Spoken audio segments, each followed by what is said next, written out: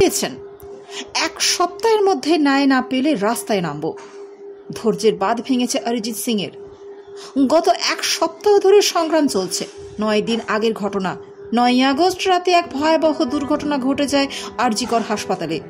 তিলোত্তমার এই মর্মান্তিক ঘটনায় সরব গোটা দেশের মানুষ। 14ই আগস্ট রাত দখল জমায়েত হয়েছে শহরের বিভিন্ন অঞ্চলে। এই লড়াইয়ে সামিল হয়েছেন শহরের বিশিষ্ট ব্যক্তিত্বরা। এই লড়াইতে কেউ রাজনীতির রং লাগিয়েছেন, আবার কেউ বলছেন এই লড়াই সম্পূর্ণ অরাজনৈতিক। এত আন্দোলনের মাঝে কয়েকদিন আগে ভাইরাল হয়েছিল অরিজিতের একটি ভিডিও, যেখানে মঞ্চে গায়ককে বলতে শোনা যায় যে তারা একটি সংস্থার লোগো লঞ্চ করছেন। সংস্থার নাম অ্যান্টি রেপ। যদিও এত প্রতিবাদ মিছিলের পরেও এখনো কেন উত্তর পাওয়া যায়নি। এবার এই ঘটনায় বেজায় চটেছেন অরিজিৎ। হুঁশিয়ারি দিয়ে নিজের এক্স হ্যান্ডেলে বিরক্তি উগরে দিয়েছেন তিনি।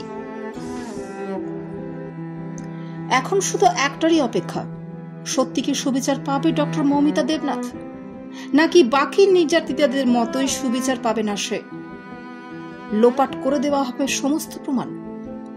এত মানুষের এত আন্দোলন, সব কি বৃথা যাবে? জিরোবেশনের পক্ষ থেকে আপনাদের সবার কাছে প্রশ্ন, এর শেষ কোথায়? আর কতদিন মেয়েরা এইভাবে ভয় ভয় দিন কাটাবে? আর কতদিন পরে রাতের ভারতবর্ষ মেয়েদের জন্য নিরাপদ হয়ে উঠবে?